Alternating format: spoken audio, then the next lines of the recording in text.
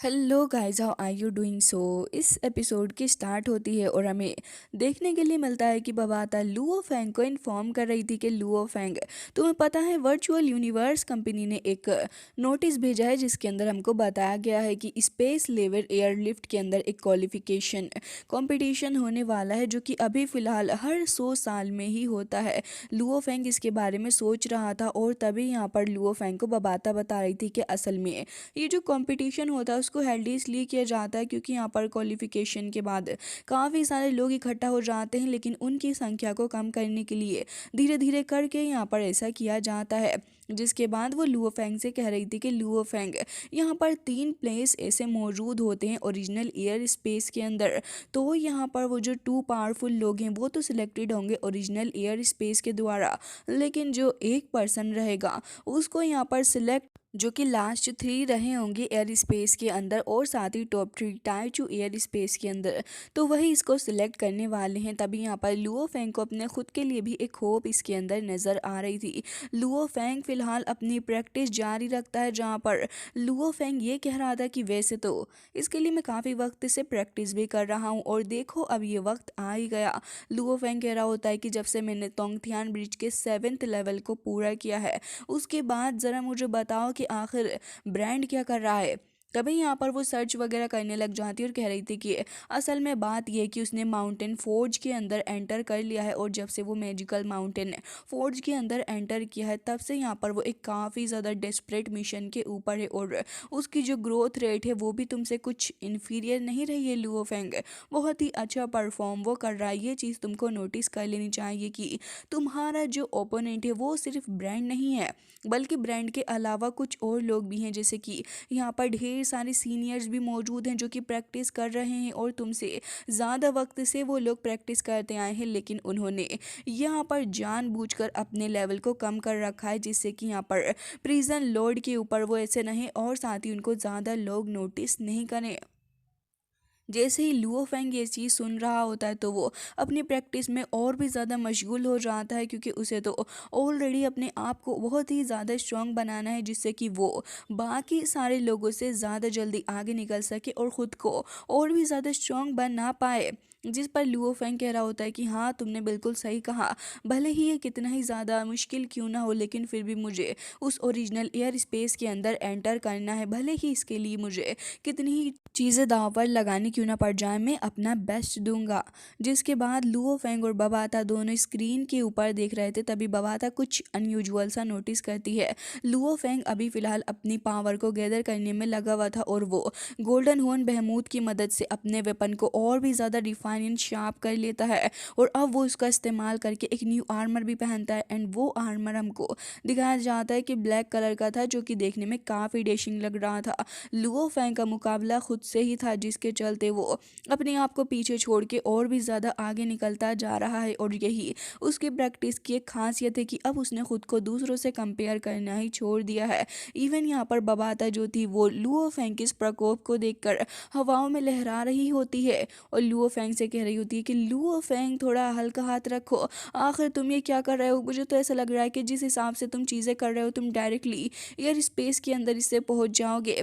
तभी यहाँ पर लुओ फेंग कह रहा होता है कि अच्छा ये कह रही हो तुम। जिसके बाद लुओ फेंग और उसकी क्लोन बॉडी दोनों ही वहाँ पर आकर खड़े हो चुके थे, तभी बबाता बता रही होती है कि असल में अब हम जाने वाले हैं तोंगथियान माउंटेन के अंदर, जो कि एक बहुत ही ज़्यादा अच्छी जगह तुम्हारे लिए साबित होने वाला है। ये सुनकर लुओ फेंग इसके लिए रेडी हो जाता है और हमें दिखाया जाता है कि लुओ फेंग अब फिलहाल उस तोंगथियान माउंटेन की तरफ ही चला जाता है और जैसे ही वो वहाँ पर जाकर खड़ा होता है तभी एक जाइंट मैन वहाँ पर निकल के आके खड़ा हो जाता है। वो तुरंत ही अपना हाथ रेज करता है और तभी एक वेपन उसके पास आ गया था। तभी लुओ फेंग भी सामने खड़ा हो जाता है फाइट करने के लिए, तो वो लुओ फेंग को ऐसे दिख रहा होता है कि उसके सामने कोई छोटा बच्चा खड़ा है। लुओ फेंग यहाँ पर आकर उसको ग्रीट करता है, लेकिन लेकिन तभी इस बंदे को बहुत ज़्यादा गुस्सा लुओ फेंग के ऊपर आ रहा था। वो ये कह रहा होता है कि जिन भी लोगों ने 12th फ्लोर को अभी तक पास नहीं किया है तोंगथियान ब्रिज के, वो लोग यहाँ इस तोंगथियान माउंटेन के अंदर नहीं आ सकते। लेकिन तुमने इतनी बड़ी गलती कैसे कर दी? जिसके बाद यहाँ पर एक और बंदी को हमको दिखाया जाता है जो कि काफ़ी स्पीड के साथ भागती हुई आ रही थी, और हमें देखने के लिए मिलता है कि एक बंदा भी वहाँ पर एंटर कर जाता है जो कि देखने में हमें लग रहा होता है कुछ कुछ गोरिल्ला की तरह। और साथ ही यहाँ पर वो लुओ फेंग को काफ़ी गुस्से से देख रहा था। वो तो वहाँ पर आते ही अपनी छाती कूटना शुरू कर देता है, और साथ ही लुओ फेंग उसको काफ़ी ज़्यादा सीरियस होकर भी देख रहा था, क्योंकि मैटर तो वाकई में सीरियस ही हो गया था। तभी लुओ फेंग यहाँ पर इनकी शक्लों को देख रहा होता है। तभी यहाँ पर एक लेडी की एंट्री होती है जो कुछ कुछ स्नेक टाइप की बॉडी में थी, और कह रही होती है कि आखिर तुम इस लिटिल गाय को क्यों डरा रहे हो? तुम्हें इसको डराना नहीं चाहिए, क्योंकि ऑलरेडी यहाँ पर बहुत ही कम लोग आते हैं। जिसके बाद वो लुओ फेंग से कह रही होती है कि यहाँ पर ज़्यादा कोई मुश्किल रूल नहीं है, यहाँ के रूल बहुत ही ज़्यादा सिंपल हैं। तुम्हें यहाँ पर उन सारी अटैक्स को डोज करना होगा, और साथ ही उन सारे लोगों को यहाँ पर तुम्हें इकट्ठा करना है जो कि माउंटेन के इधर आधर फैले हुए हैं। लुओ फेंग उसकी बातों को काफ़ी ध्यान से सुन रहा होता, और वो लुओ फेंग के आसपास चक्कर ऐसे ही लगा रही थी। लास्ट में वो यहाँ पर तीनों ही इकट्ठे हो जाते हैं। लुओ फेंग अकेला खड़ा था। तभी वो अपने वेपन को निकालता है और तुरंत ही आगे बढ़ रहा था, लेकिन वो जो जाइंट सा दिखने वाला बंदा था वो तो एक छोटे से अटैक में ही लुओ फेंग को पीछे हटाता, और उसके बाद वो दूसरा वाला बंदा भी यहाँ पर लुओ फेंग के ऊपर अटैक करने लगा था। और अब लुओ फेंग को अकेले ही इनसे डील करना था। इवन यहाँ पर वो जो लेडी होती है वो लुओ फेंग के इनर वर्ल्ड के अंदर जाके उसके ऊपर कोलैप्स करने की कोशिश कर रही होती है। वो तो लुओ फेंग वक्त पर इस चीज़ को रोक लेता है, नहीं तो लुओ फेंग के लिए ये चीज़ काफ़ी ज़्यादा हार्ट ब्रेकिंग हो जाती। जिसके बाद हमें दिखाया जाता है कि यहाँ पर वो तो लुओ फेंग को काफ़ी बुरे तरीके से पीटने लगे होते हैं, और उन्हें काफ़ी गुस्सा आ रहा था। हालांकि तीन तीन इकट्ठे होते हैं और लुओ फेंग अकेला था। इस हिसाब से लुओ फेंग का परफॉर्मेंस काफ़ी ज़्यादा अच्छा भी था, लेकिन फिर भी लुओ फेंग यहाँ पर अपनी पूरी पावर का इस्तेमाल कर रहा था। साथ ही उसने अपने आर्मामेंट के एक न्यू फॉर्म को अनलॉक करके उनमें से दो को पीछे हटा दिया था, और आगे बढ़ रहा होता है उस बड़े वाले बंदे के ऊपर अटैक करने के लिए। मल्टीपल स्लैश अटैक भी करता है लुओ फेंग, लेकिन फिर भी उससे कुछ ज़्यादा फ़ायदा नहीं होता, क्योंकि उन्हें इतना ज़्यादा गुस्सा आ चुका होता है कि वो लिटरली लुओ फेंग को पकड़ के उसे ज़मीन में पटक के फेंक देते हैं जैसे कि वो एक टॉय हो।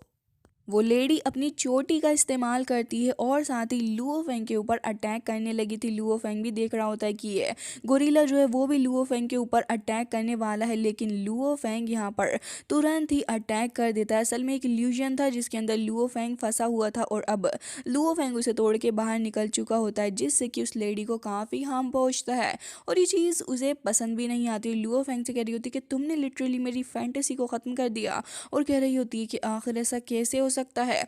लेकिन यहाँ पर लुओ फेंग निकल के जा रहा था, तो यहाँ पर उस गोरिल्ला को काफ़ी गुस्सा आता है कि आखिर कैसे ये हमारे साथी के ऊपर अटैक कर सकता है। जिसके बाद आगे बढ़ता है लुओ फेंग के ऊपर अटैक करने के लिए, लेकिन लुओ फेंग तो अब उसको भी अच्छा सबक सिखाने लगा था, और तीनों के साथ ही कड़ा लोहा ले रहा होता है। तभी यहाँ पर ये लोग और भी ज़्यादा अग्रेसिव होकर लुओ फेंग के ऊपर एक काफ़ी ज़्यादा पावरफुल स्लैश अटैक करते हैं। लुओ फेंग अपने आर्मामेंट का इस्तेमाल करते हुए खुद को बचाता है, और साथ ही कोशिश कर रहा था कि खुद को कैसे भी करके यहाँ पर इन लोगों के प्रकोप से बचा सके। लेकिन अल्टीमेटली ये लोग लुओ फेंग के ऊपर ज़्यादा हैवी पड़ते हैं, और हमें देखने के लिए मिलता है कि जैसे ही वो स्लैश अटैक आके ऑलमोस्ट लुओ फेंग को हिट कर रहा था, लुओ फेंग मौके पर बच जाता है, और उस बंदे के हाथों ही उसके साथी की हत्या हो गई थी, लेकिन ये असल में नहीं हुई थी। इसके बाद लुओ फेंग फिर रेडी होता है फाइट करने के लिए, और अब वो अपनी आर्मामेंट और साथ ही अपने वेपन का इस्तेमाल करते हुए इस बंदे को अच्छा सबक सिखा रहा था, और दोनों ही वेपन को काफ़ी अच्छे से कंट्रोल कर रहा होता है। साथ ही अब वो तुरंत ही यहाँ पर अपने वेपन का इस्तेमाल करके उस बंदे को पीछे हटा देता है, लेकिन सडनली लुओ फेंग के ऊपर पीछे से एक हमला हो जाता है जो कि डायरेक्टली उसकी चेस्ट के ऊपर हुआ था, जिससे कि अब फिलहाल यहाँ पर लुओ फेंग रेसिस्ट नहीं कर पाता, और अल्टीमेटली उसकी जो यहाँ पर वर्चुअल रियलिटी होती है वो वहाँ से डिसअपियर हो ही गई थी। और साथ ही उस जाइंट गोरिल्ला को देखते हैं जो कि अपने वेपन को लेके थक के वहीं पर पर बैठ जाता है, लेकिन तभी उसका साथी वहाँ पर आ गया था और कह रहा होता है कि डिस्कवरी जोन के अंदर एक न्यू कमर, एक्चुअली वाकई में ये बंदा इतना ज़्यादा पावरफुल है कि इसने हम दोनों को ही ख़त्म कर दिया। ये तो वाकई में काफ़ी ज़्यादा अलग था। तभी वो लेडी कह रही होती है कि हाँ, इसके बारे में तो तुम बिल्कुल सही कह रहे हो, और शायद तुमने नोटिस नहीं किया, वो हमारी टेलीकिनेटिक वेपन को भी इस्तेमाल कर पा रहा है, उसको कंट्रोल कर सकता है। तभी यहाँ पर उसका साथी अपने वेपन लेके अपनी पीठ को खुजाने लग जाता है और तभी वो कह रही होती है कि वाकई में यहाँ पर ऐसे बंदों से डील करना थोड़ा मुश्किल तो होता ही है। तभी वो तीनों ही वहाँ पर खड़े हुए थे और यहाँ इसके बारे में ही सोच रहे होते हैं। अब दूसरी साइड लुओ फैंग को दिखाया जाता है, जो कि फिलहाल काफ़ी ज़्यादा हताश हो गया होता है इन सारी चीज़ों से, और कह रहा होता है कि ये जो माउंटेन यानशी है, मैं फ़िलहाल इसके फीट के यानी कि इसकी तलहटी के अंदर नहीं जा सका। ये तो वाकई में काफ़ी ज़्यादा बुरा हुआ। समझ में आ चुका है मुझे कि उन लोगों के बीच में और मेरे बीच में काफ़ी बड़ा सा गैप है, आखिर में कैसे एयर स्पेस का एक मेंबर बन पाऊंगा। ये सब कुछ सोचकर और युआंशी एयर स्पेस का मेंबर ना बनने वाली बात पे लुओ फेंग का दिल बहुत ज़्यादा दुख रहा होता है। तब यहाँ पर ट्रू यान मास्टर आ जाते हैं और वो उसको कह रहे थे कि लुओ फेंग, आखिर तुम इतना ज़्यादा क्यों परेशान होते हो, तुमने तो पहले ही उन दोनों को ख़त्म कर दिया है।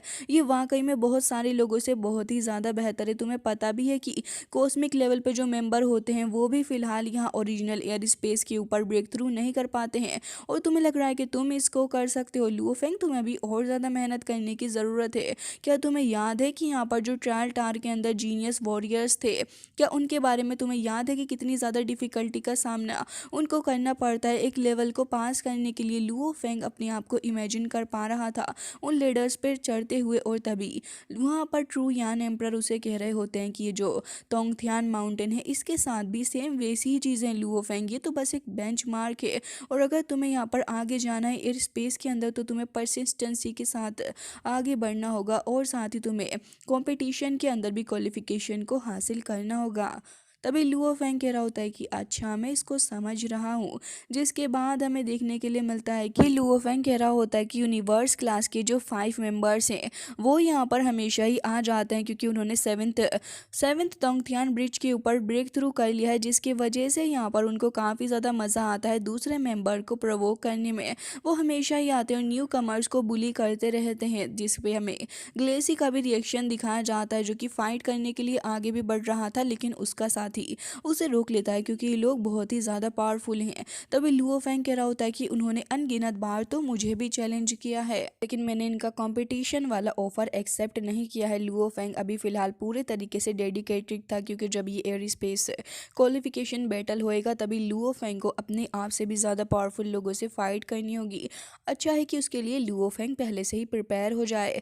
जिसके बाद हमें दिखाया जाता है कि लुओ फेंग अपनी स्वॉर्ड की नई नई टेक्निक को और भी अच्छे से माहिर कर लेता है, और अब वो वक्त आ चुका था जब लुओ फेंग रोंग जुन के साथ में भी फाइट कर रहा था, और दोनों के ही बीच एक काफ़ी तगड़ी फाइट चल रही होती है। लुओ फेंग ऊका और साथ ही रोंग जुन दोनों से फाइट करता है, जहाँ पर वो ऊका को तो हरा ही चुका था और ऊका इंजर्ड भी हो चुकी थी। लेकिन उसके बाद जब लुओ फेंग वर्सेस रोंग जुन होता है, वो भी असल वाला, तब यहाँ पर चीज़ें और भी ज़्यादा टफ हो जाती हैं, क्योंकि लुओ फेंग जो था वो यहाँ पर खड़ा हुआ था, और वो जब से यहाँ पर शुएलियो क्रिस्टल को एब्जॉर्व करके आया है तो कहीं ना कहीं उसके चांसेस बहुत ही ज़्यादा बढ़ भी गए हैं। तो रोंगजुन उसके सामने खड़ा हुआ यही कह रहा होता है कि ऑल्दो इसने तोंगथियान ब्रिज के ऊपर अपने 7th लेवल को भी पूरा कर लिया है, बट एक्चुअल कॉम्बैट के अंदर हो सकता है कि शायद से मैं नहीं हारूं।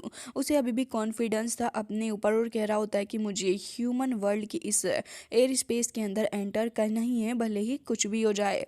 तभी यहाँ पर लुओ फेंग कह रहा होता है कि भाई साहब, हम भी एक जीनियस वॉरियर हैं, कोई ऐसा वैसा नहीं। तभी यहाँ पर अपनी स्वॉर्ड को निकाल लेता है, और अब कह रहा होता है कि सिर्फ तुम ही नहीं अपनी बॉडी को चेंज करके मेरे साथ फाइट करोगे, बल्कि मैंने भी इस ट्रिक को सीख लिया है और मैं भी इसे तुम्हारे ऊपर अपनाने वाला हूँ। लुओ फेंग और उसका क्लोन दोनों ही आगे बढ़ रहे होते हैं रोंग जुन के साथ में फाइट करने के लिए। रोंग जुन बस एक ही स्लैश करता है और उसमें उसका जो क्लोन था वो वहाँ से डिसअपियर हो जाता है। लुओ फेंग अकेला पीछे को हट गया था। लेकिन तभी यहाँ पर लुओ फैंग के काफ़ी सारे क्लोन्स वहाँ जाते हैं और तभी चारों ही तरफ से घिर के रोंग जुन के ऊपर हमला करने लगे थे। रोंग जुन भी अभी काफ़ी अच्छा परफॉर्म कर रहा था, लेकिन लुओ फैंग उसके ऊपर स्टार्टिंग से ही भारी पड़ रहा था और वो अपने आर्मामेंट का इस्तेमाल भी काफ़ी अच्छे से कर रहा था। लुओ फैंग के सारे क्लोन एक साथ ही हमला करते हैं, लेकिन यहाँ पर लुओ फैंग फिर भी उनको हैंडल करने में कामयाब हो चुका था। तभी रोंग जुन को भी काफ़ी परेशानियों का सामना करना पड़ रहा होता है, क्योंकि वो यहाँ पर लुओ फैंग को नहीं हटा पा रहा होता अपने आप को सप्रेस करने से। तभी उसे याद आता है कि किस तरीके से उसकी पूरी की पूरी क्लैन ख़त्म हो गई, और तभी एक बार फिर वो अपने ग्रैंडपा को याद करता है और एक बार फिर उसको पावर मिल चुकी थी। अपने ग्रैंडपा को याद करते साथ वो मोटिवेट हो जाता है और अब फिर दिल में उसके जैसे ही यहाँ पर ये मोटिवेशन आती है तो वो लुओ फैंग के सारे क्लोन्स को एक बार से पीछे हटा देता है और एक बार फिर वो लुओ फैंग को गैस कर लेता है कि असल वाला लुओ फैंग कौन सा, और उसी की तरफ आगे बढ़ता है उसको अटैक करने के लिए।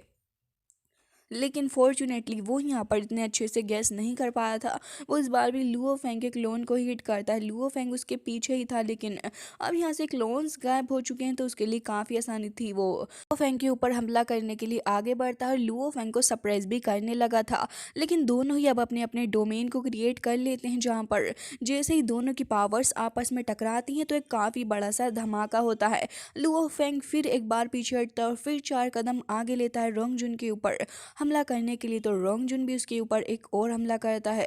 दोनों ही लगातार एक दूसरे से ऐसे ही फाइट करते जा रहे थे। ये फाइट ऐसे ही काफ़ी देर तक चलती है, लेकिन लुओ फेंग अब यहाँ पर डिसाइड कर चुका होता है कि वो रोंग जुन को हरा कर रहेगा। तभी यहाँ पर लुओ फेंग जैसे ही आगे बढ़ने वाला था तभी रोंग जुन भी अपनी 1000 ऑफ ब्लोज का इस्तेमाल करते हुए अटैक करता है। तभी एक काफ़ी ज़्यादा बड़ा सा धमाका एक बार फिर होता है और हमें देखने के लिए मिलता है कि लुओ फेंग काफ़ी पीछे हट चुका था और वो काफ़ी एग्जॉस्टेड भी हो चुका होता है इस बैटल के अंदर, और रोंग जुन बढ़ रहा होता है आगे। लेकिन लुओ फेंग अपने आर्मामेंट का इस्तेमाल करते हुए उसको पीछे हटाता है। साथ ही यहाँ पर वो एक बार फिर अपने न्यू सूट का इस्तेमाल करता है। लाइटनिंग स्पीड से पहुंच चुका था पीछे, लेकिन देखने वाली बात ये थी कि वो रोंग जुन के ऊपर हमला करके ही आगे गया था। लेकिन ये चीज़ हमें पहले नहीं दिखाई जाती क्योंकि काफ़ी स्पीड से ये चीज़ लुओ फेंग करता है, जिसके बाद हमें दिखाया जाता है कि रोंग जुन के ऊपर लुओ फेंग मल्टीपल अटैक्स करता है एक ही स्पीड से। और यहाँ पर रोंग जुन अभी मूव भी नहीं कर पा रहा था कि लुओ फेंग एक बार फिर आता है और उसके ऊपर